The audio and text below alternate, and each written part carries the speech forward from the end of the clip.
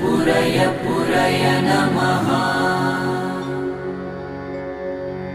ॐ ह्रीं श्रीं क्लीं श्रीं कुबेराय अष्टलक्ष्मी मम गृहे धनं पुरय पुरय नमः।